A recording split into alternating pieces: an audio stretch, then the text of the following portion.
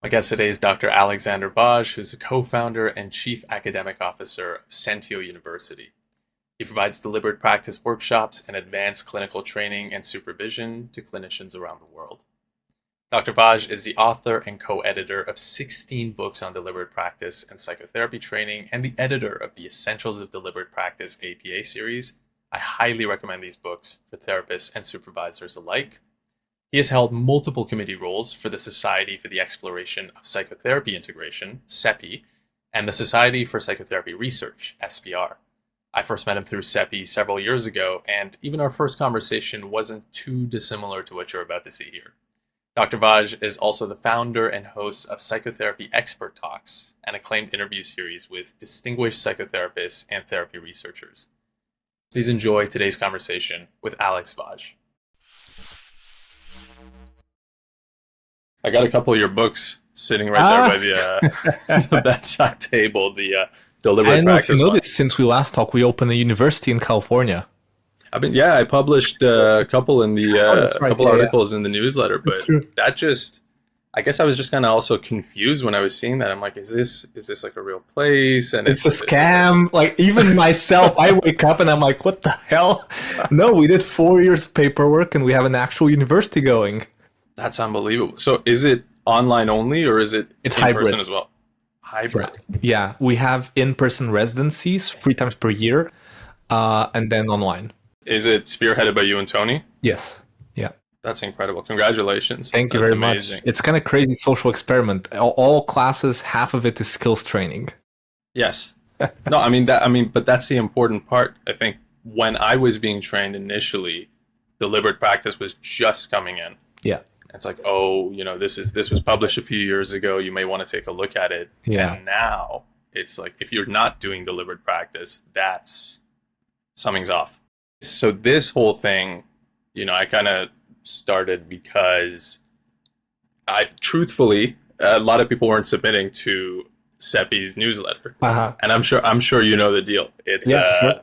It's going after them, kind of soliciting articles saying, are you okay to do this? And sometimes 5-6 people get back to you, and sometimes one person gets back to you, especially around December.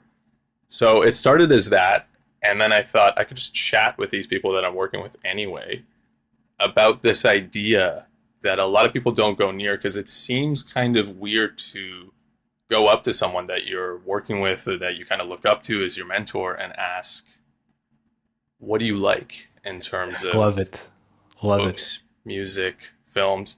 So it's that simple. Just bring in 5 of each, and I don't really have that much of a thing set up for it. So I guess I'll give you the floor with wherever you want to start. Love it. I mean, I just gotta say, maybe the starting point for me is to tell you, I was always interested in philosophy. Like, that was kind of one of my bridges to psychology eventually. It was from a very stupidly young age I would gravitate towards, like 10 years old, towards philosophy. And for some reason, very early on, I was fascinated by the lives of the philosophers. I felt like intuitively that I couldn't trust the philosopher if they didn't live by their philosophy. And Okay. that was just an assumed thing. It wasn't like a thought through thing. And I mention that because it started this long path of like reading autobiographies or biographies along with people's like actual professional lives or ideas, Right. which led me, this is why I'm so excited with what you're doing, like asking people about their interest in their lives, because I don't think you can dissociate the two, frankly. Mm-hmm. And also what got me started in also interviewing my own psychotherapy heroes when I was younger, right? And getting to know them a bit more personally. Because, both my parents are journalists. I think that's also an important thing. That's a huge key detail. Yeah, I was missing that. Yeah, so I remember like some of my key, very early memories is hearing my dad on the other room editing interviews. So he had this kind of famous Portuguese interview series, radio series. And he would be literally like chopping up audios of the interviews. And I'd just be hearing like this ongoing memory of just hearing hundreds of hours of my dad interviewing interviews. And it seeped in. Like there's something about that just became just such a common thread in my life. in hearing my dad interviewing people, asking questions, thinking through what questions to ask. And him and I kind of have this running joke that our jobs are very similar, but also with a crucial difference. So we both interview people in a way, me clinically, him as a journalist. The key difference being that he interviews people and people tell him what they want to tell him. Whereas with myself, they want to talk, people talk to me about the things they don't want to talk about. So that's kind of the basic difference about what we do. Yeah. So I can see how it's kind of laying down a comfort base for you. So coming in and having a conversation, quite literally were the building blocks of what you kind of went towards, what you gravitated towards. Yes, exactly. And also being curious about people's personal lives and how that kind of informs their professional self.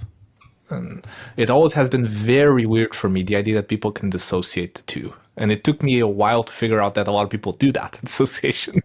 And so that might even be a good thing to ask before you talk about that specifically is how do you feel about that? I mean, you kind of just hinted at it, but how do you feel about that? Because some people, like you said, feel as if that might be too big a window into personal lives, or is that too much self-disclosure? If I say something about what I love, is that revealing a bit of myself that I don't want out there? What do you think about that?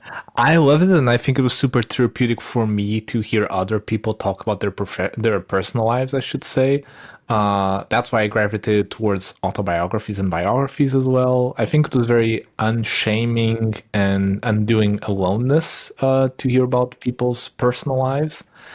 I've tried to work as best as I can to unshame myself regarding self-disclosure, like you're mentioning. There's this funny, I know you're also knowledgeable about SEPI, the Society for Psychotherapy Integration, the Exploration of Psychotherapy Integration. One funny thing you might not know is that one of my very early experiences of going to a SEPI conference, they were trying out this crazy idea in hindsight, which was having live therapy sessions with master therapists. Wow. So during the conference, like you'd like raise your hand and I want to have a therapy session live in front of an audience with Wow. whomever. And there were three options. It was with Marvin Goldfried on one hand, or Giancarlo Di Maggio, great Italian therapist, researcher, and Rhonda Goldman from Emotion Focused Therapy. And so I remember the feeling in the room when the idea was presented during the conference itself, and you could feel this kind of anxiety in the air. And I was like, I want to do like with Rhonda. Eventually, I ended up becoming friends with Rhonda, but at the time, I just had read Rhonda's stuff. I had no actual knowing of her. But I was like, oh yeah, let's have a therapy session right in front of an audience with an EFT therapist. Why the hell not? And it was this beautiful session where we did kind of parts work and I was talking to my younger 16-year-old self. This was all in a conference, in front of people. And so I guess this is to answer a question that I think there is something very powerful and there's a service that you're doing not just for yourself but for others in disclosing, to the extent that you feel comfortable, disclosing on your own history, ideas, experiences, Oh etc. my God. Yeah, I'm just in awe of that because I felt the anchor drop in my stomach as you were talking about that, thinking about, I don't know how many people, 40, 50 people at least there. Yeah, I think to be fair, like with Rhonda's thing, there weren't that many people in the audience. I think a lot of people went to see Marvin because he was the most senior therapist. A lot of people wanted to see Marvin's Sure. thing, but still, I mean, it was a vulnerable thing. But I think we'll get into that once I tell you about the books that I chose, because one common thread in them is trying to unconditionally accept yourself, warts and all. And so that's been an ongoing journey that you'll see throughout a lot of the books I chose. Okay, so I mean, I guess you could give me the list of the five, and then we can jump into anyone that kind of draws you. So, what are those five that you picked for us today?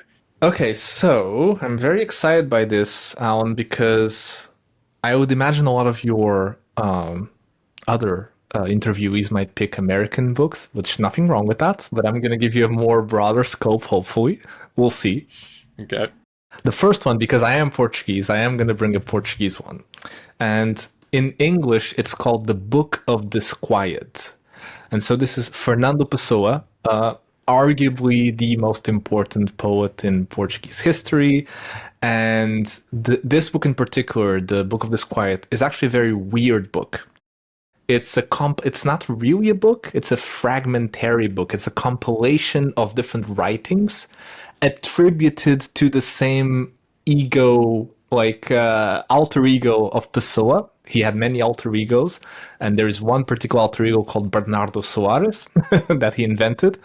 And so basically, this is a collection of that, and there is no definitive sequence of these texts, meaning, depending on the edition that you buy of this book, you will find different sequencing of the texts, because there is actually scholars to this day debate on what would be the most correct sequencing of the book itself. Oh my God. And so it's an And incredibly profound book. Sorry, I cut you off. no, no, no, no. It's lost text or Yeah, found text found afterwards. text, correct. Yes. Well, most of Pessoa's texts are found texts. Pessoa barely didn't publish during his lifetime. It's one of those horrible stories that now he's, renowned worldwide. He's published in God knows how many languages. During his lifetime, he was known within a very specific niche, but he died penniless and really not really well known, which is a common thread in a lot of Portuguese artists, to be honest. But anyway, Okay, that's a strong first pick. yes. Well, the Book of Disquiet, I would urge anyone to pick it up. You can find it in English, French, Italian, Romanian, whatever is your language, you'll probably find a translation of it. But the one common thread, it's a very profound book. I would say that, there are some scholars that say that there is this whole philosophy school of the school of suspicion. The school of suspicion is the idea that you don't really control what you think and feel. There are forces that are operating within you that you have no idea that they're operating. And these are usually pre-psychology, these authors. Like Nietzsche, for example, is considered within the school of suspicion a major figure.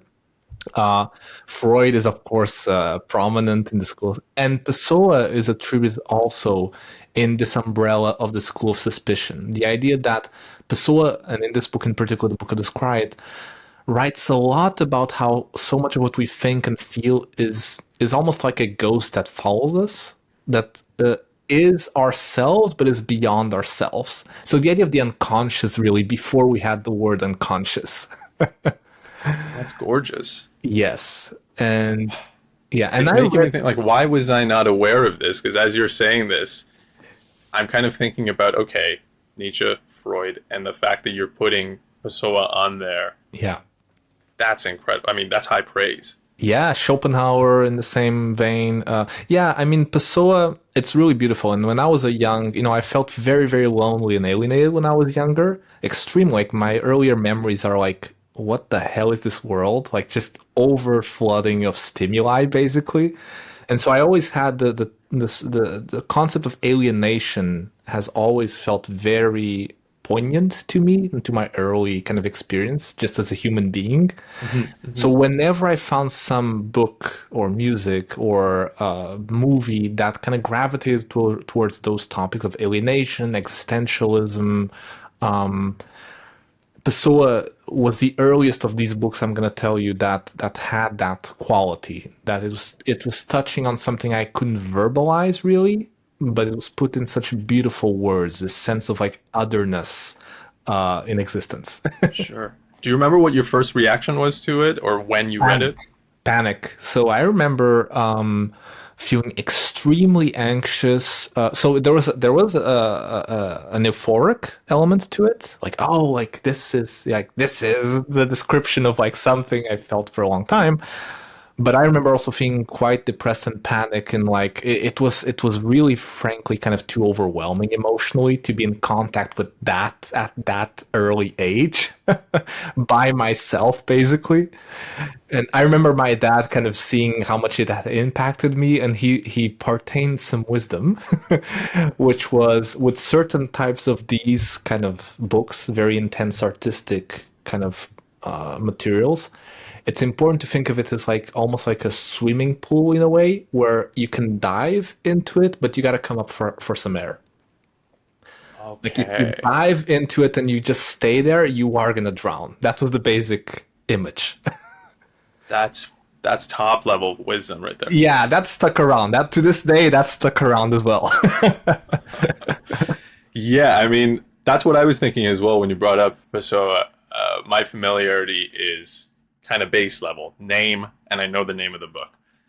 Outside of that, I've heard those things that you just said, which is pool, ocean. This idea of deep body of water comes up quite often.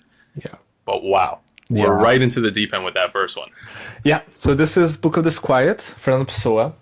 So second one I chose is, speaking of philosophy, so it's Bertrand Russell, English philosopher, and it's called Why I Am Not a Christian.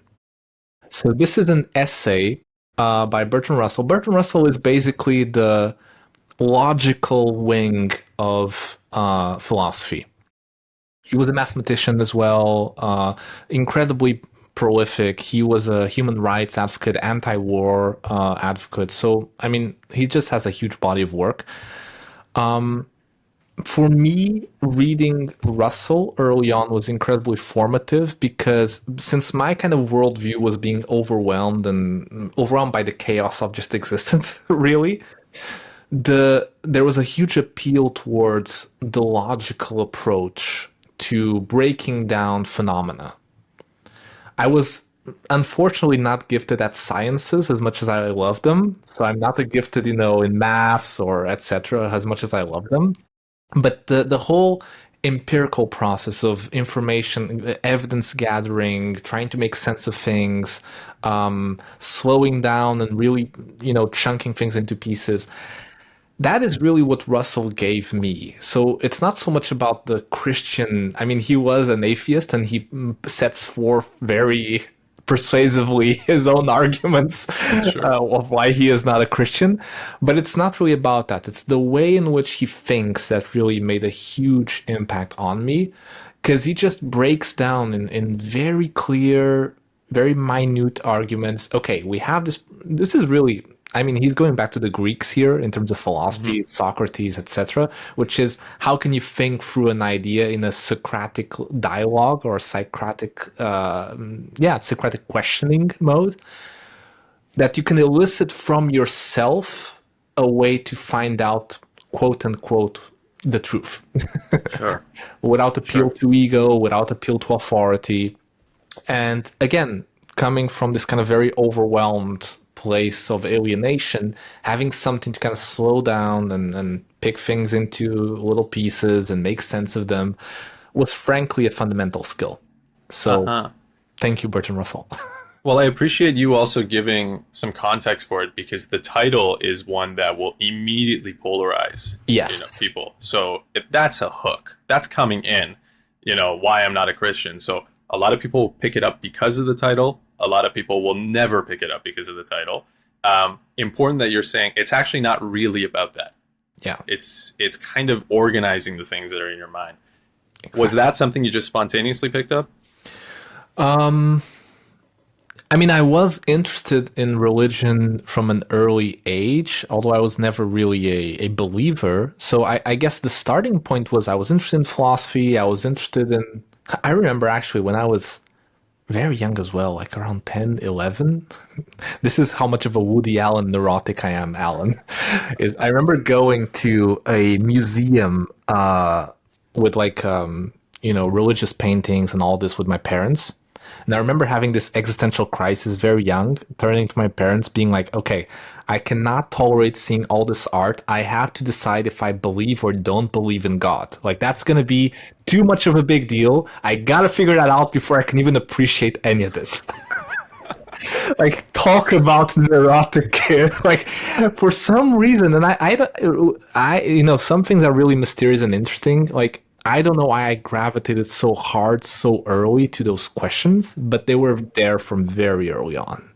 An artist to your core. That is the most artistic thing I've heard. Just kind of pained expression and yelling against, Ah, what the world has. Yeah. oh man, those Okay. were not easy years. Wow.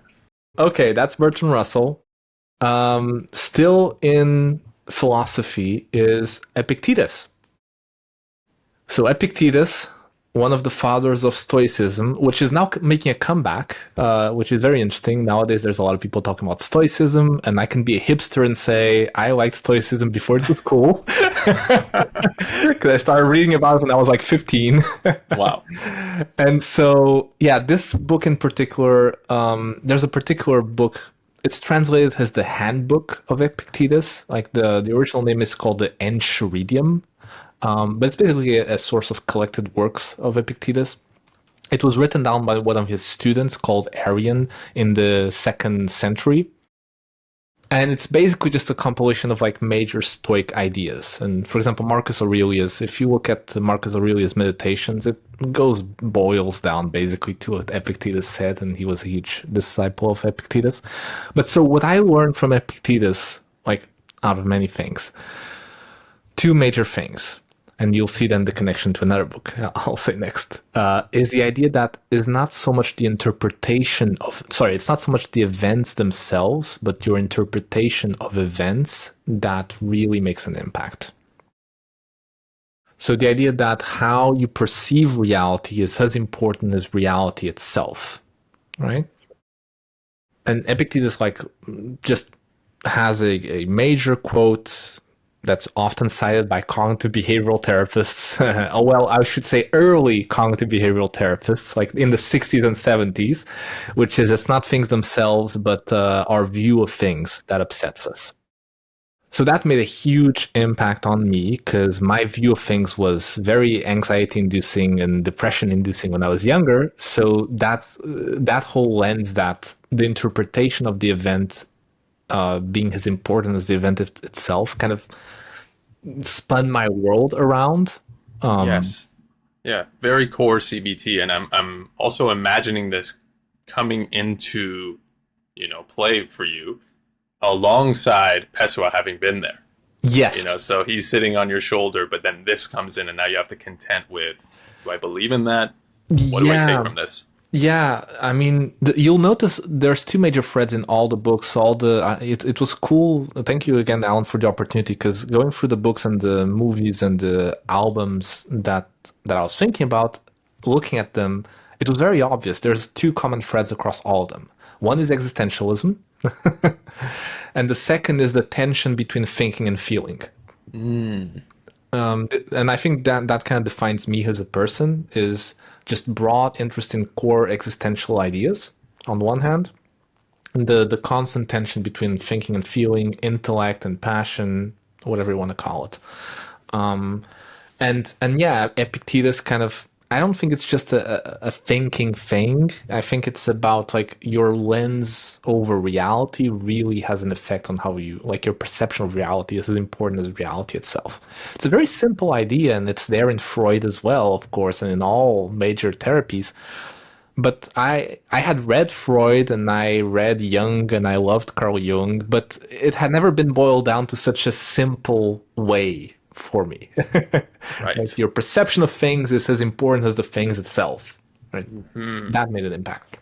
And also then, Epictetus was also a master in ethics. Ethics in philosophy meaning how you should run your life, basically. Yes. Yeah. And he also partained this wisdom that to this day helps me. It saves my ass constantly, which is the idea that as much as possible, we should train ourselves to focus on what we can control. Very simple formula. So the idea that we should constantly have a discipline to focus on what we can control. But I have found from my personal experience that anytime I feel really lost, bewildered, anxious, whatever it is, it's often because of an over focus or over investment on things I cannot control. So that'll always happen in our lives, right? Yes. So having this kind of this compass of like, okay, is this a thing I can or I cannot control? What about this might I be able to control? That has been a source of like emotional stability in my life, and that comes from Epictetus. I learned it from him. Incredible. Yeah, that's, I mean, cornerstone. Do you remind yourself of this or is it just there?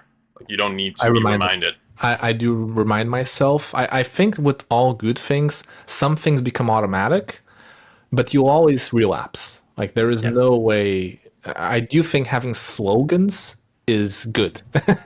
Like sure. having like core ideas that you go back to is important. And often these are things that you have to remind yourself and kind of remember again and again, right? Yes, I know I'm going to be 80. Hopefully, I'll get there. And I'm going to have to remind myself of certain things.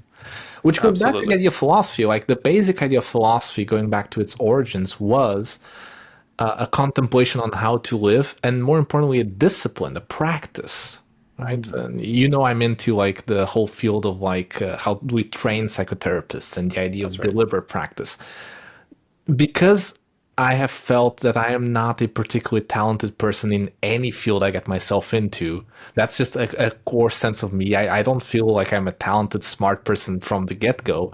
The idea of practice has been the most hopeful thing I've grabbed onto. The idea that you can actually practice or discipline yourself towards something, I think, is miles much more motivational than the idea that you're talented in some way. Yeah, so this idea that anybody could get into it, and really what it takes is a set of steps to get there, should you have the discipline to keep going to it. Yes, and that it's okay and actually expected that you won't be good at it for the majority of the time. Well, that's ultimately very life affirming, I think, to Very anybody life who picks it up. affirming. Very life because I think most of the stuff that makes us really anxious and self-critical is assuming we should already be able to do X, Y, or Z. Or we should already be loved or in this certain way, or we should already be achieving in this certain way. So yeah, so Loving the thread so far. So this is so you brought us from, a shakeup of the foundation into a little bit of organization and now an anchor of this is how you should think and rather how you view things is the key. How you interpret things. yes. Now, where do we stand? Where do we go from here? I'm very curious. Okay, now we're going to psychotherapy proper. Ooh, And so this is a book that if I had to choose, okay, I'm going to be a little bit hyperbolic here. This is my desert island book. wow. Although I've read many, many fiction books, nonfiction books, all different sorts of fields, this is the one book. If I had to say one book that saved my life, this is it. So this is Reason and Emotion in Psychotherapy by Albert Ellis. It's a book published in 1962. Albert Ellis being arguably the real grandfather of cognitive behavioral therapy, before even Aaron Beck. Now, I want to say from the get go, I am not a cognitive behavioral therapist. I actively dislike most cognitive behavioral therapy I have ever seen in video. Hmm. Uh, I've had the luxury of seeing hundreds of recorded therapy sessions for research projects I've done.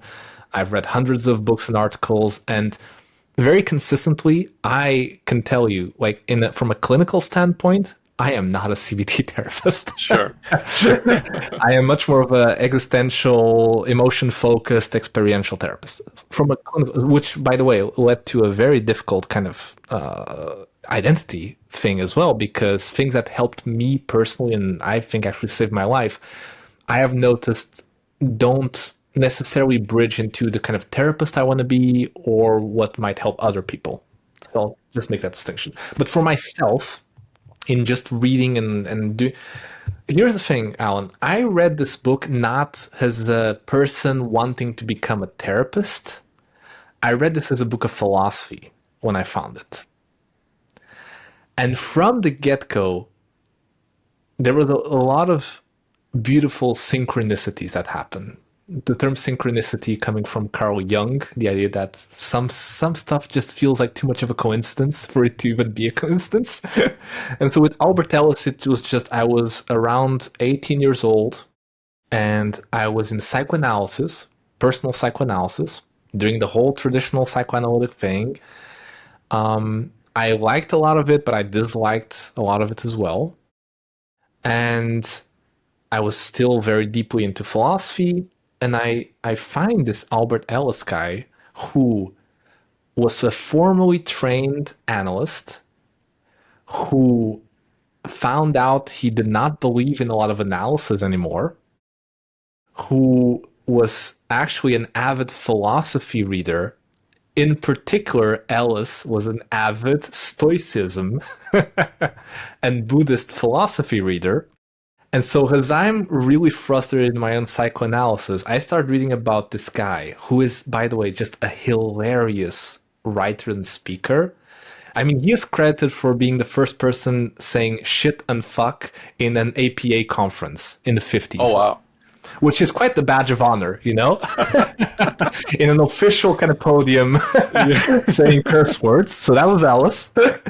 If you look on YouTube, I just urge anyone, look on YouTube, look for any Albert Ellis kind of interview. I personally find it hilarious because it's like a sailor philosopher turned therapist.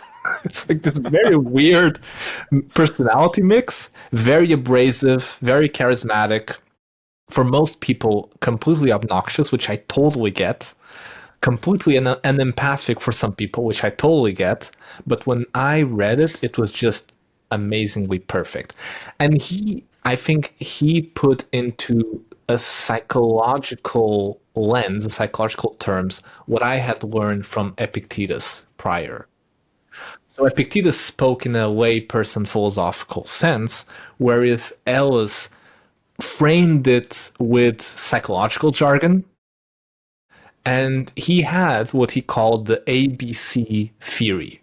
So it couldn't get simpler, ABC. And the basic idea was A is external reality, events. B is your beliefs about those events. And C is the consequence of the beliefs. So ABC. So, for example, let's imagine A is we're having this conversation together, and B is me having the belief, oh my God, people are going to watch this and they're going to see that I'm disclosing too much and they're going to judge me. Then C, the consequence would be me getting anxious, right? Sure.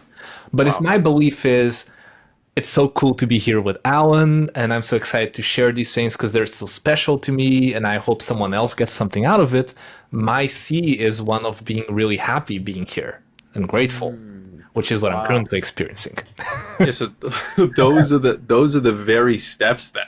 Yes. From taking exactly what you're saying, taking what Epictetus said and literally being able to apply it day to day. It's not just some idea. It's not just a vague thing. Exactly. Now, of course, we know from, much more nuanced research and from years after Ellis wrote that life really isn't you can't really break down life into an ABC model. It's like life is so much more complex.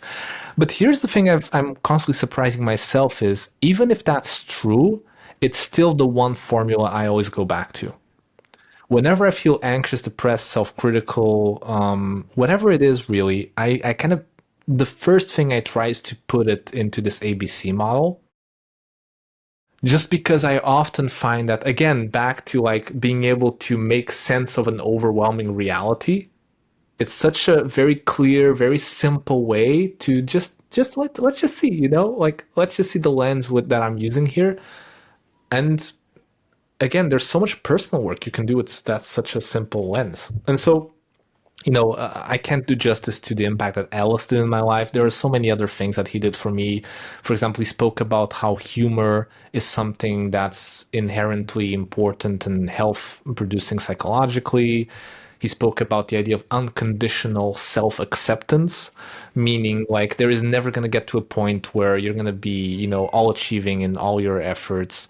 And so the work is towards unconditional self-acceptance. And he also mentioned that most psychopathology, this is his view, can be broken down into what he called shoulds, oughts, and musts.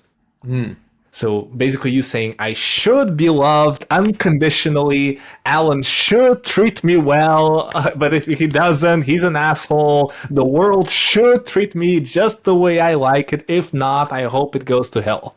Right? Wow. So should, oughts, and musts. And he would say that we were all we as humans have this problem that instead of masturbating, we masturbate. We're always Masturbate. masturbating. Sure. That's where it comes from. I had heard that before, but now I've sourced where it comes from. Ellis, exactly. And so Ellis was, I mean, for my money, a genius. Although that's the irony part is, from a clinical standpoint, I don't practice anywhere near the kind of practice that Ellis does. I don't recommend therapists practice the way that Ellis does. It's kind of an N of one thing that it worked because it was him some of the times. When I interviewed Jeffrey Young from Schema Therapy, he had something funny to say. Well, Alice kind of worked for New York because in New York, everyone has a personality disorder and everyone's hyper rational. So you could have that attitude towards clients, but most other people wouldn't buy that attitude. So you're just happy to be in the same room with him, really. It's not necessarily, I love to put this into practice, but I just love who he is as a person. Exactly. And I think just as a model of self-therapy. I mean, I do believe a lot in self-help, although most self-help I don't think is particularly good. I am in love with the idea of some self-help being life-changing. Gotcha. And by self-help, I think anything can be self-help. Self-help can be Fernando Pessoa's book, I mean, in the broadest term. It's something that helps you make sense of reality. Gotcha. Right? Yes. And Ellis did that for me. So incredible. Thank you. Okay. And you've got a fifth one for us as well. Yes. So the last one is, to finish off with a bang, is called The Myth of Sisyphus by Albert Camus. Albert Camus, very famous. Well, I was going to say existentialist, but actually, if you want to get nuanced, he would not say that he was an existentialist. He would say that he was absurdist because he thought that life was absurd. But we can, against his will, put him in the existential box. So The Myth of Sisyphus is a very famous essay from this French philosopher. And basically, the basic gist of it is that there is only one truly serious philosophical problem, and that is suicide. So I wasn't ever super suicidal myself. I think I was a little bit at the tipping point of my more depressive self when I was a teenager, and I did entertain a little bit, but I wasn't ever, I think, for an extended period of time suicidal. But still, what this book brought to me, it's a philosophy book on the idea that you can only make sense of life through your relationship with death. That's one way of putting it. Very common philosophical idea across, especially what's called the continental wing of philosophy. So everything from Heidegger, Jean-Paul Sartre, Camus, the basic idea that you're always in relationship to death, and that kind of, if you do have, the idea is that you're always in relationship, but you might deny that relationship. So the question is, how much do you actually engage in that relationship? How much do you think about the implications that it has for your life? I mean, it's a very profound thing to think about nothingness. Once we get to the movies in just a second, I talk about Woody Allen, which was very important for me. I mean, Woody Allen movies constantly talk in a very funny, neurotic way about this obsession with death and existential themes, because you can't really live your life in the same way if you think about it. Like, there is no way you won't change the way you go around relating to people and to yourself if you think deeply about the problem of death and nothingness, right? Which is not the common folk wisdom. The common folk wisdom is if you bring up death or any topic like suicide, it's something that you run away from because it is terror-inducing. It's scary, but it infuses the fabrics of life with life, like really capital L life. I agree. I mean, there's a funny kind of little inversion that a lot of existentialists do, that I don't think, for the most part, that people are talking about the fear of death as much as the fear of life when when they have that fear. So I don't think it's so much the terror that it will end. It's more, if you consider the ending, you're taking much more seriously. The pressure is much more on the living now. That makes perfect sense immediately. You Yeah. put that perfectly. I'm on Thanks. board. So, so it's really not as much about the fearing of the death itself, but more the implication that it has for how you go about living your life. And Gotcha. you can live your life without ever thinking about this kind of stuff. And frankly, I do. I don't spend most of my day thinking about this sort of things. I've done that plenty on the one hand in the past, but also I don't think for most people it's particularly healthy to obsess about any of this. But I do think it's again the idea of ongoing practice when things are going a bit off the rails, you can kind of go back to that reflection. It just tweaks a little bit your perception of reality, right? Hmm. I mean, Hmm. going back to the Stoicism, a lot of Stoics had this discipline called negative visualization. So it's funny, like existentialism is so imbued in Stoicism's web as well. So the idea of negative visualization, which Marcus Aurelius did, Epictetus did, was always imagining ahead, will this matter 30 years from now? Will this matter once I'm collecting dust, for example, right? And again, it's just a reframing technique. It's a way to force you into a different perspective, right? It doesn't always work, but it's for myself, it's been much more effective than if I had not had those tools. Yeah, and I was going to bring that up. I'm happy you ended with tools. I think it is a tool in a vast toolbox. So, I mean, you bringing these 5 books in, that doesn't mean these are the only 5 books, but these are ones that stood out, and I'm sure others as well. They have maybe 25, 30, 40 Yeah. that kind of constantly slowly readjust as, like you said, they go off the rails. These are ones that I go back to, even if I don't go back to reading them, although I also do that, is I go back to in my mind, I would say most often. Hmm. I definitely Hmm. go back to the Ellis book like explicitly often. Like once per year, I'll end up just going back to it. It looked well loved. Yeah, exactly, exactly. So those are incredible 5 book sets. So thank you for that. I did begin to kind of get the hint of what's going to be on the film list, and Woody Allen, I think, is there. But I'll let you go in any order that you want. We can start there. So Woody Allen.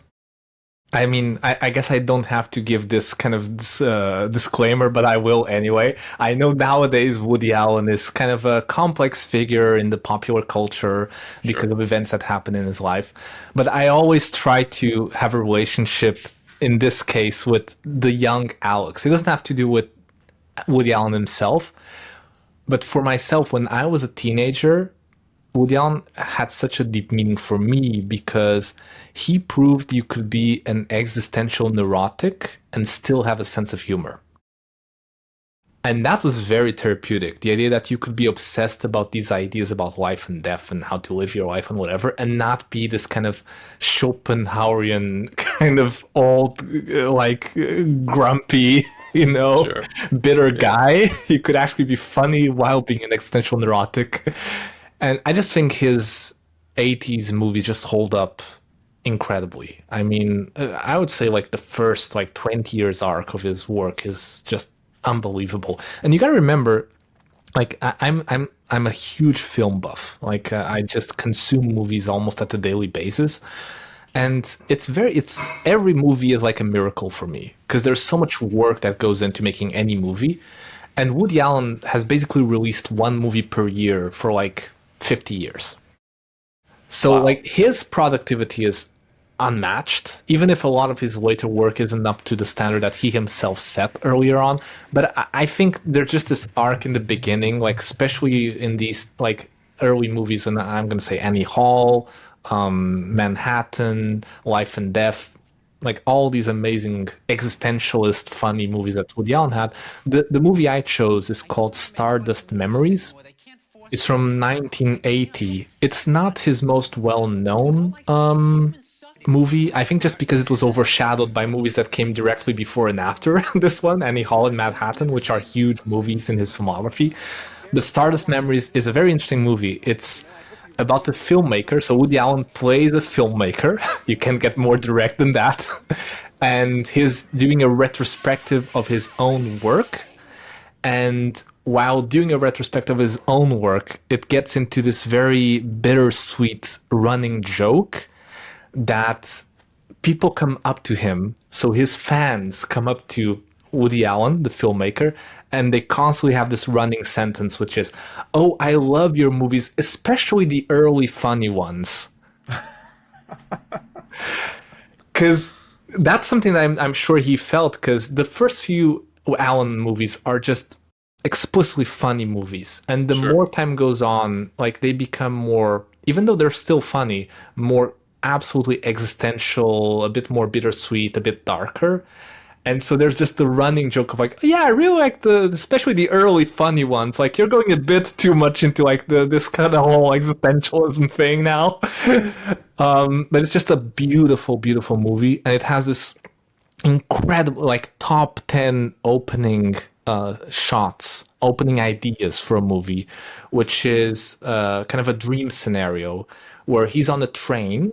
So the movie starts with Alan on a train, and everyone on the train with him is like this old person with a super depressed face, and it's a black and white shot, and he looks across the window and he sees a second train, but it's a party in the other train, and everyone's like joyful and they're having a lot of fun, and he's like pointing like he wants to go on that train. He doesn't want to go on the depressed train. He wants to go on the joyful train, and they deny him. No, no, you got to stay on this train. And he's like, oh no, oh no, and the trains go, and the punchline is that both trains arrive to the same place, nothingness.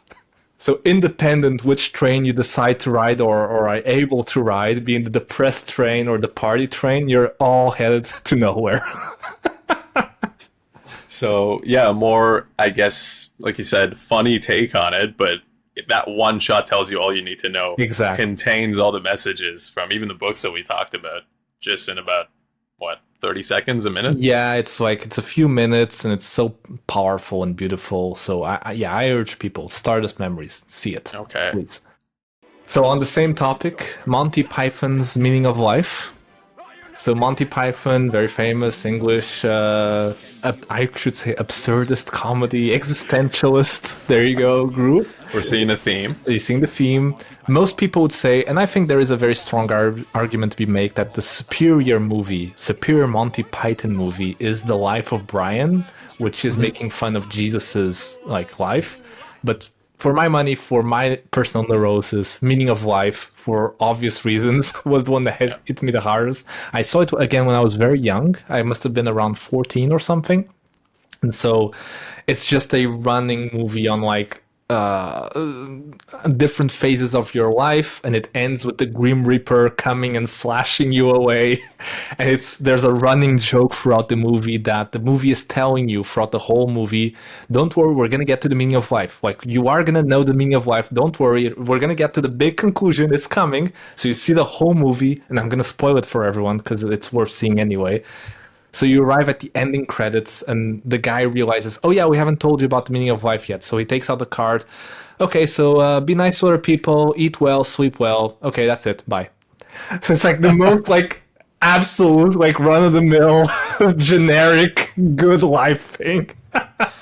No big proclamation. It's just, yeah, eat well, sleep well. Yeah, be nice to people. Whatever. That's it. That's it. That'll do you well. And frankly, I mean, it's kind of solid advice. That's the thing, and you come back to that, especially in our line of work, is the more you're sort of giving advice or not giving advice or teetering between the two, the more you start to come back to those basics that you can put on an index card and say, really, that's it. Yeah. It always reminds me of there was this famous behavior therapist called Arnold Lazarus in the 60s. He had this very funny quote, which is, never be afraid to give advice to clients. They will never follow it.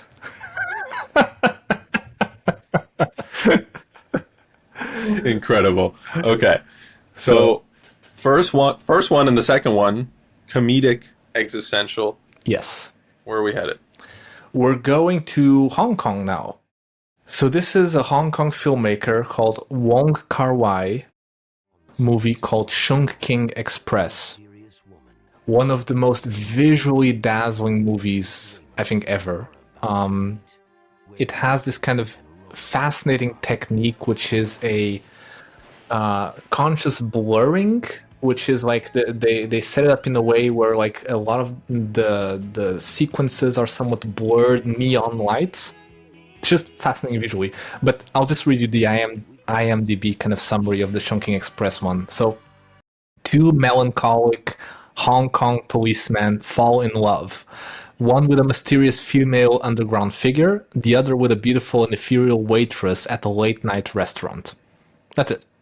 It's actually two movies. It's like two short movies put into one.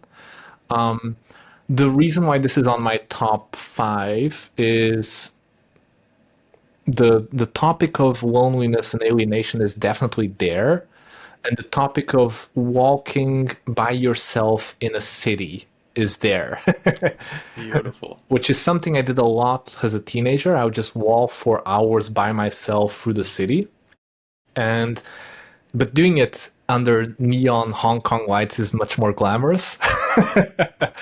And so there's just this thing of like these kind of melancholic policemen walking through Hong Kong and being in love, and it's not quite requited, and and it's just this kind of slow-paced movie just kind of going through Hong Kong that is just like, for me, like peak beauty.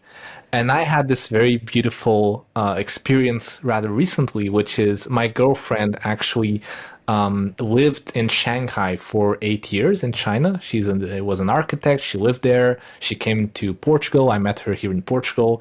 And just last year, we went to Hong Kong, and I went to Chungking, where this movie was filmed. And for me, by the way, I'm kind of romantic that way. Going to these places feels incredibly important and personal to me. Of course. Yeah. So, when I went to France, I went to the cafe where the existentialists hanged out, for example. Like, there is something to, I used to call them having imaginary friends. Like, there is a definite relationship that at least I created with my favorite book authors, with my favorite filmmakers, philosophers. I think if you have a deep enough appreciation for art, it's kind of inevitable that you create a running imaginary dialogue with these people. That's right.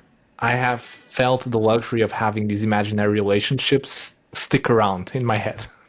Really poignant description of it. It sort of creates a sense of place, and it bookmarks different places in the world, so you feel deep familiarity without ever actually having set foot there. So when you go back, it's kind of like a homecoming in a way. Exactly. And emotional. I mean, for me, it's quite emotional. Yeah. Of course. Yeah. That's so beautiful. And that was on the list for me. What this does, the ever-growing list, what this does is push it up several notches. So soon, hopefully. Okay, Chungking Express. Chungking Express, Wong Kar-wai. We're down to the last two. Oh my god, these are two bangers. Okay. So, Hiroshima Mon Amour, Hiroshima My Love, by the French filmmaker Alain Resnais. This is 1959. I'll give you the summary. So, a French actress is filming an anti-war film in Hiroshima and has an affair with a married Japanese architect. I mean, if you just say it that way, great. Okay, sure. So it's something about an affair placed in the context of post-war Hiroshima. It is the most beautiful movie for me about memory and how memory is fluid. So back to the topic of Stoicism, Albert Ellis, these things that it's not the things themselves, but how you perceive things. This movie, Hiroshima Mon Amour, one of the topics it talks about is the ever-changing nature of memory, how you look at your own past. So you can look at your own past, and the past is never a fixed thing, which is something that, as therapists, is a very important thing for us to remember, right? Having an objective description of the past, I don't think is half the point. Sure. It's not so much what you remember, but how you remember. Mm-hmm. And so the movie is incredibly beautiful. I mean, it's beautifully shot. The text is not from Alain Resnais. The text is from Marguerite Dumas, like just amazing writer. And basically, it's about memory. And it's about this woman that has had previously had a relationship with with a German soldier, right? And things not working out well. And it's just her coming to terms with her own history and how she remembers her own history and what that makes of her. So it's a pretty complex movie that I've seen over 30 times at this Oh point. wow. So I've seen it many, many times. I mean, all of these movies really I have seen many, many times. First of all, because again, I'm a movie buff, so I'm just constantly seeing movies. I just love movies. But also because some of these movies, it's like you when you go back there, you always see something new. Hmm. Because you change. Back to the topic of perception. Like I noticed that like me watching Woody Allen at 30 versus 20, I'm a different person and I take something out of it, but I notice different things. And Hmm. so Hmm.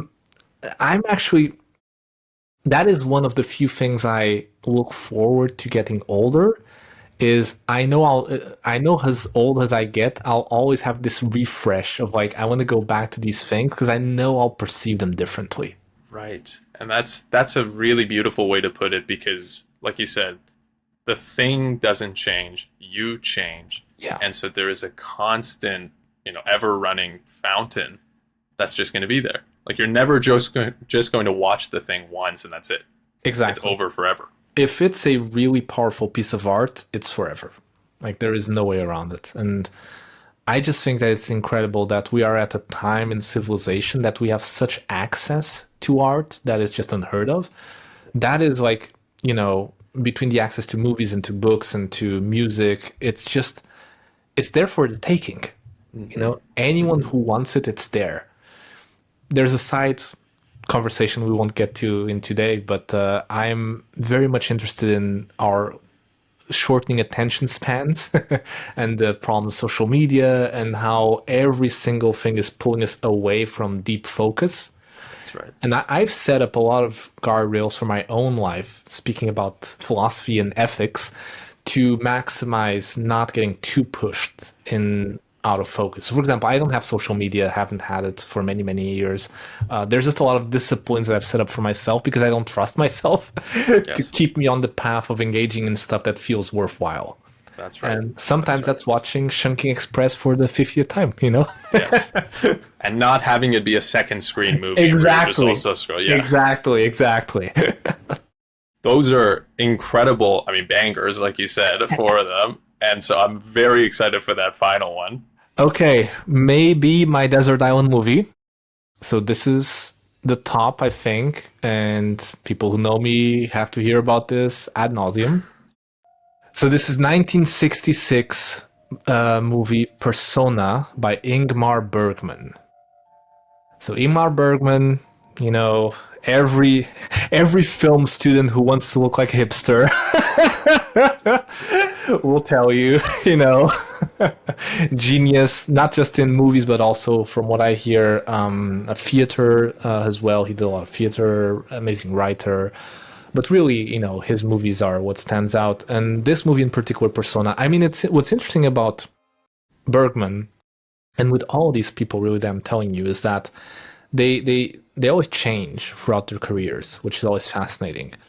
Bergman in particular, you can divide into many different stages in his filmography, which is really cool. But as anyone who knows about Bergman, and if you don't, I really recommend it to you, there is the common thread of, say it with me, existentialism. Essentialism, yeah. Right? So the question of meaning and God, and I mean, in the case of Bergman himself, he was very much, he did have very much the tension around God and religiosity specifically, which I personally don't have as much. But he did have the question, of course, of meaning and relationship to death, of course. And I think he is, along with probably Andrei Tarkovsky, Russian filmmaker, one of my favorite, most subtle, most nuanced, most complex psychological filmmakers we have had. By psychological filmmakers, it's exactly the same feeling of like me reading Fernando Pessoa's Book of Disquiet. Hmm. Is this artist has captured something about the human experience that a part of me knew about, but now it's actually being shown or described in a way that Right. is so much clearer, is so much more Yes. poignant, like it's so much more direct. Mm-hmm.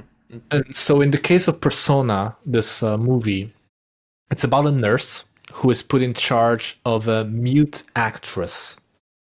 And over time they find their personae, their personalities kind of melding together. Now what's funny, or what's not funny, it's a pretty dramatic book, a very dramatic movie. The mute actress has chosen to be mute. So this is an actress that has chosen to stop speaking. Out of an existential crisis, she decides to stop speaking. The movie is unbelievable. Like this is again one of those Alan I've seen like God knows how many times. And I mean, again, I can't do it justice, but I will point to one specific scene early on in the movie, which is a conversation between the mute actress and, or I should say, monologue between the psychiatrist of the mute actress and the mute actress. And so the psychiatrist is basically having a session with the mute actress. Mute actress isn't saying anything. She's decided to not talk. And the psychiatrist pulls out a cigarette, smokes it, and says, yeah, I think you should play this role for as long as it feels fit. It's just another role. You should do as you will. And there is just this sense that all of us are playing roles. It's immutable. It's part of our existence. We're always playing some sort of role. And that these roles over the lifespan will change on the one hand, right? Even if you don't realize you're playing a role. I mean, this is the old Shakespearean idea that, all the world's a stage, right? Yes. Yeah. And so, I mean, again, the movie is very, very complex. So again, I cannot do it justice, but it's also just a beautifully shot movie. So I just encourage people to just see it. I mean, I have to hire you to explain with the zest that you have the movies that I want to watch, because I'll tell you, so don't hate me for this, Alex. I love Ingmar Bergman. Oh, However, Persona is the first one I saw, oh, which is wow. not a good choice. And so I remember just watching it and thinking, and that was kind of What the was fuck? going on. Yeah. So I don't know. I think a couple more watches for sure are going to happen. Yeah. But more likely now that you've described it that way, because a few things that you were talking about, I said, oh, I completely missed that. I didn't even remember that. So memory, right? Changing memory, coming back to something. Yeah, I would invite you to approach Persona in particular as a very high order experiment on the fluidity of identity. So whereas Hiroshima Mon Amour, I would say one of the major topics is about memory, I think Persona is about identity. And we don't have time to get into all so another thread in all the Stoicism, Ellis, and Zen Buddhism is the idea of no self. Yes. That self is a construction, right? And that is beautifully portrayed in Persona. Like it's one of the many layers of Persona. And the word itself, persona, comes from the idea of mask, of course. But the idea that it's always masks. There's nothing underneath them. There's no self. There's nothing underneath the mask. Because I think when a lot of people think about masks, they think, well, there's a mask going over something, over a face, right? Right. But the more philosophically interesting approach to it is no, it's all masks. Yes. There is no thing behind the mask. It's just switching masks and the nothingness behind it. Gotcha. Okay. So That's a Bergman movie that is going to get a rewatch do it. ASAP. So thank you. Do it. Now, I remember the first time we chatted, the first time I ever chatted with you, your background setup was a little different in that you didn't have acoustic guitars. I think you had electric guitars. And, I remember I just remarked on whether I asked you if you would, listen to any System of a Down. Oh, yeah. And so we chatted about that quite a bit. Now, I don't expect System of a Down to show up, or it could. But albums are very important For me personally, I know for a lot of people, music is that ineffable Yeah. meaning to life. And very excited what you picked. I think I have an inkling, but I could be surprised. Well, yeah, it is funny because when we met, I had like 9 electric guitars behind me, and you can see in my old age, I've been kind of shedding some of that. I still have electric guitars, but I have much fewer. You start picking the ones that really mean something. But let's get to them. Okay, first on my list was the early memory of listening to listening to something and it kind of setting me on the path. And I was 11 and I heard Pink Floyd's 1975 album, Wish You Were Here. In particular, the first track, which is Shine On You Crazy Diamond, 14 minutes long. I grew up on a steady diet because of my father of classical music. I say steady diet in a very nice way. The honest way is my dad, bless his heart, was just obsessed with classical music when I was my first 10 years of my life, to the point I didn't even realize he even had knowledge of rock and roll, which he definitely did have, but I only found out much later because once I was born, for some reason, he was just obsessed with classical music. But so once I found the idea of classical music, of course, usually is that, I mean, boiling it down in a horrible way, not only is it the most complex, beautiful height of Western music often, is the idea of telling a elongated story. I mean, I say this in comparison with most folk music or pop music, where there are just a very set structure, 3 minutes, 4 minutes, refrain, verse, whatever. Whereas classical music and, by contrast as well, progressive rock in the 70s is all about telling a long story, long pieces, often inspired by classical or jazz music, and experimental, spirit, I would say. And this was Pink Floyd was the first kind of inkling of that for me. So Shine On You Crazy Diamond, just beautiful track. And, I used to be a music producer. You can't see it here, but I have these kind of huge speakers here. I have the microphones over there. I used to record bands and have the whole, music production thing going for many years. And I can tell you, those like 70s Floyd albums are still the higher echelon of high definition like music recording ever. Like Alan Parsons, who was the guy who recorded Pink Floyd at the time, just a genius. And I say this because if you hear those albums, again, this is the album that I've heard like 1,000 times. There's always so many little nuances that only by the 100th time do you hear, oh wow, there's this little sound, this little thing. There's just so much care in the production. Yes. They're just unbelievable. But so, yeah, the idea, Wish You Were Here, is a very sad track in one hand because it's about a member of Pink Floyd was no longer in Pink Floyd. Syd Barrett was one of the founders of Pink Floyd, who probably due to his LSD consumption, developed schizophrenia. And the whole album is kind of the Crazy Diamond in Shine On You Crazy Diamond is Syd Barrett. It's a tribute to him. But I think just what stood out for me in this particular track was the idea that you could make a progressive kind of long track that both had the immediacy of pop and the melody of a very catchy pop tune, with the elongated complexity of classical jazz. Yes, yeah.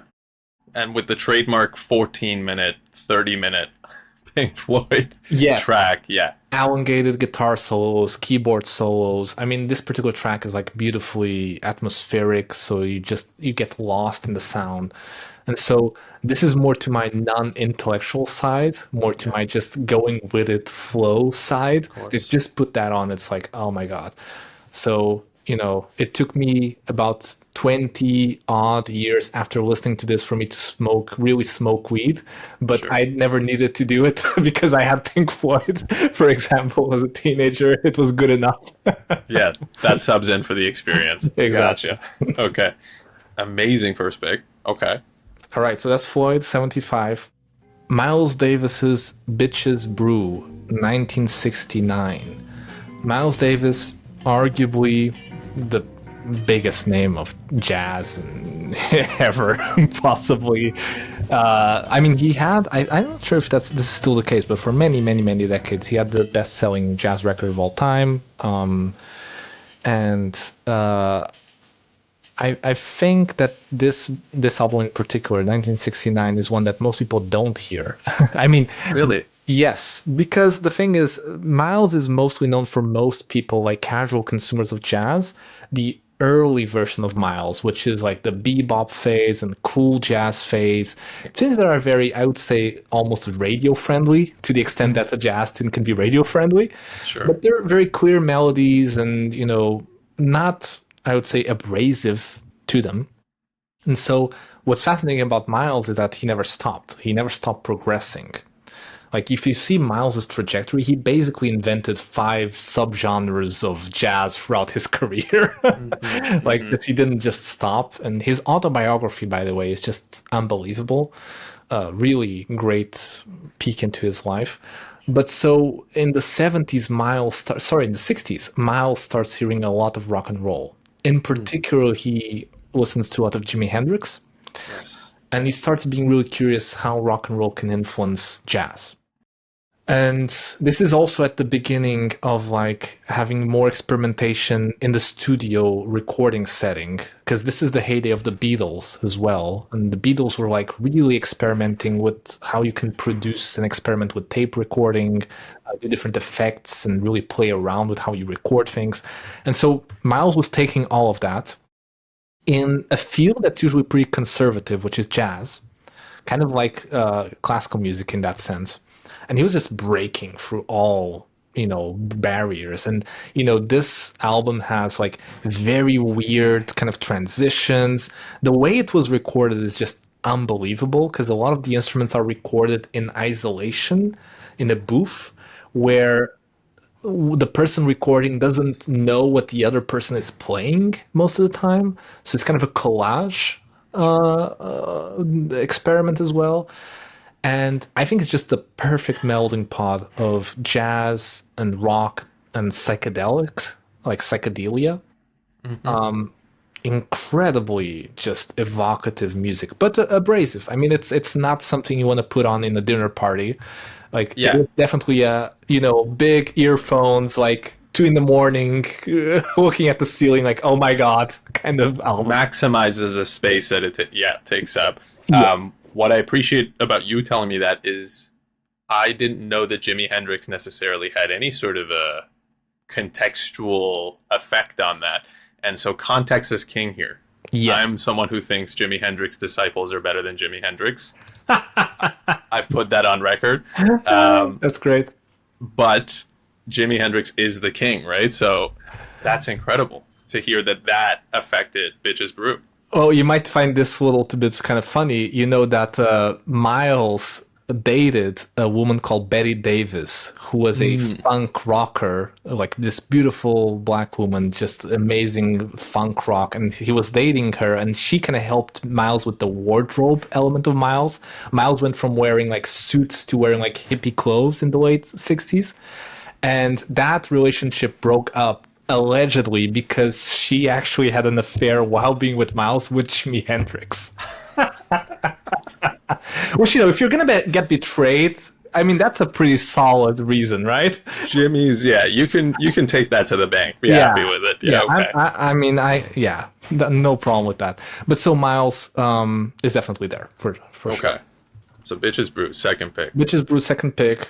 1981 now, we're going to King Crimson.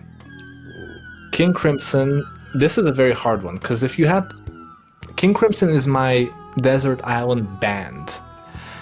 It's not necessarily that I think they have the best albums. I just think that for my personal tastes and studying history of music and rock, etc., I think personally, this is hyperbole, it is the most interesting band ever. The most interesting band. Because it's a band that started in the late 60s and basically created the genre of progressive rock with their first album, which is called In the Court of the Crimson King. And they have a lot of patchy albums. Like the albums again are not perfect, but they're always kind of pushing the limits of the technology that was available and the conventions that existed. And so again, there's many different phases of King Crimson. The members are all always kind of switching around. So it's kind of hard for me to pick one album, but I picked Discipline 1981 because I think again it's like the perfect encapsulation of like on the one hand pop, on the other hand hyper avant-garde experimental. Like the instruments themselves are sometimes like instruments that are created from scratch or really totally different from what people are using. The band leader of King Crimson, Robert Fripp, did these horrible authoritarian funny things to make the recording process even more interesting for the album. So one famous episode is that they rehearsed the whole album and they were going to record the album, and the drummer shows up to the recording sessions and finds out that the drum set doesn't have any cymbals anymore. Oh my God. And so Robert Fripp, the band leader, says, okay, now you got to replay everything you've learned, but with like half of the materials that you usually play with. What? Half a drum set. And this goes back, I know I'm kind of pushing the metaphor here a little bit, but I think it goes back to the topic of perception. Mm-hmm. Is these are like subtle things you can do to force yourself into a different perception of reality. Yeah. Like if you've learned how to approach, for example, a musical instrument, and you have a solid grasp of it, and now you're being forced to approach it differently, that changes how you approach what you're going to do, what you want to do, etc. So it's like a change in perception. And Fripp was an amazing, like Fripp, the band leader of King Crimson, he invented a guitar tuning called the new standard guitar tuning. Okay, so he's at the edge there of innovation in music. Yeah, so he was a guitar player, amazing virtuoso guitar player, and at a certain point he decided, no, like I know the shapes too well. I gotta find a way to break from the patterns I've learned. He literally creates a new guitar tuning that he uses and teaches to this day, which is completely like mind-boggling, you know, kind of starting from scratch basically after playing for 20 years. That's incredible. I had no idea, and it gives me anxiety, you know, having dabbled in drums a little bit. I'm so used to like the basic, you know, stance. Yeah. If you take that away, I don't know what to do. Well, when you're Bill Bruford, King Crimson's drummer, I think it's a bit easier because he's just a fucking genius. But yeah, definitely, I'm sure he had a mini panic attack.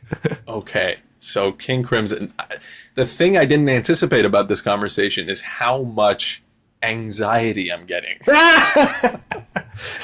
Wow, okay, I'm behind. But it's also beautiful. It's your view on things, right? So I'm gonna choose to look at it as beautiful. Again, these are all albums that are right at the edge of comfort for sure. Mm-hmm. I mean, David Bowie said in an interview that as an artist, if you're in a comfort zone, you're dead in the water. Like, and so these are for my taste. Like, on the one hand, aesthetically, they fit my personal taste, but these albums also, I think, kind of symbolize bands or artists really at the edge of what existed, right? Mm-hmm. Mm-hmm. So it's Pink Floyd, King Crimson, Miles Davis. And now I'm so to be a little bit less hipstery, so that it's not just things from, you know, the 20th century. I have two albums, one from 2001, another from 2014. So 2001 album is called Lateralos from the band Tool. Okay, Tool. So what can you say about Tool? Progressive metal band.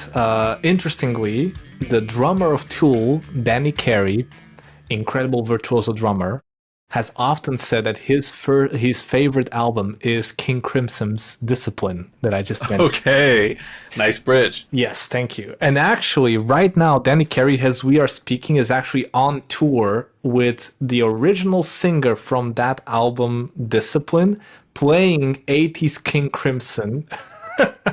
So the drummer of Tool is on a break from Tool playing King Crimson at the moment. Why are you not there? I know, right? It's a long trip, unfortunately, to the States. But, YouTube is giving me the vicarious pleasure. I know the feeling, yeah. But anyway, Tool Lateralis. I mean, Tool is just unbelievable in all ways, lyrically, musically.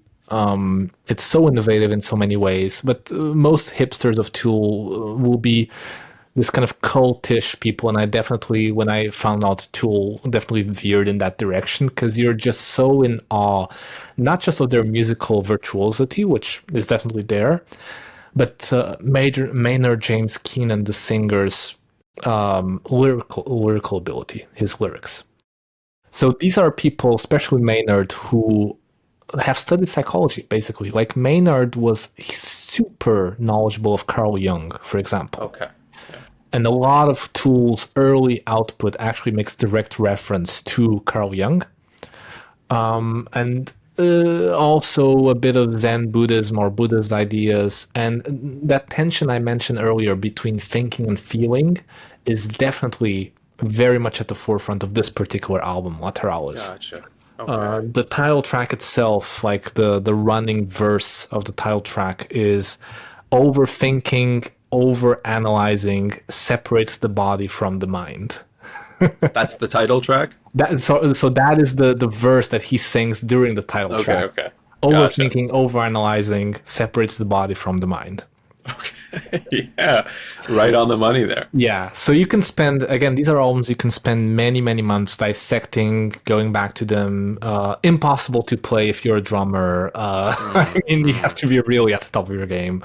Yeah. Me, even as a guitar player, it took me like too much to admit to play some of that stuff.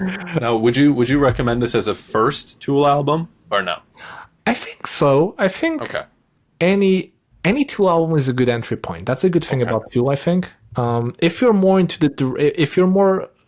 if you're brought up more in the grunge alternative rock stuff, I would recommend the early Tool stuff like Undertow and Anima. If you're more into the progressive rock stuff, Lateralis, 10,000 Days, but they're all fantastic. Okay. So You gave me a life jacket there. I'm definitely grunge and alternative, so I'll there you go go. towards There you that. go. There you go. Gotcha. Last one. So this is a band that if you don't know them, Alan, please go listen to them. They are called Swans. So Swans have existed since the 80s. So they existed up until this day. Another band that has had many different phases to them. The album that I'm going to recommend is called To Be Kind from 2014. And Michael Gira, who is the front man of Swans, is this incredibly scary guy, basically. He was part of this industrial noise rock scene in a Manhattan that no longer exists. Like a grimy, crime-ridden Manhattan in like early to mid 80s. And he was just a nutcase who was just going around doing gigs, just screaming his head off, just full of distortion. And over time, it developed from being this hyper noisy industrial band into this elongated atmospheric band. It's just this beautiful transition from being the most abrasive possible to the most like meditative possible, you could say. And the To Be Kind album is just a marvel to listen to. And it's so funny because, an ex-girlfriend that I had, we went to see Swans live once. And we saw the whole concert. And at the end, this girlfriend turned to me and said, it was like witnessing the birth of music. Okay. And that's actually the best descriptor, is like these later Swans albums, it's like a volcano. Like there's something primordial about them. By the way, these are the complete opposite of like Tool and Pink and King Crimson. These are not like super technically proficient. Sure. This is like, I'm gonna hammer the same fucking riff for 30 minutes straight with very minimal like shifts until you are in just this frankly shaman-like loop. And if you go see Swans live, the frontman, he is a shaman. It's like you get into this tribal kind of weird headspace as you're there. And it's just this beautiful, weird, cosmic experience, really. And I am zero, esoteric. So this is the closest I get to an esoteric experience. I don't know, man. That sounds pretty esoteric to me. I would really recommend it. And every time I have seen them has been life-changing. Just absolutely. I've seen them 4 times, I believe. It's just been incredible. And again, it's another proof that sometimes the weirdest, craziest, most frankly dysfunctional people, which for the longest time this clearly was the case, can create some of the most potent, awe-inspiring, avant-garde art, Wow. Okay. Let me take a breath. That's been incredible. You've just opened up, I think, the month for me, depending on when this comes out. December is going to be a month of exploration. And for anyone listening or even reading this, highly, highly urge them to follow along, because personally knowing you, I know how just knowledgeable you are. That's a word that comes in.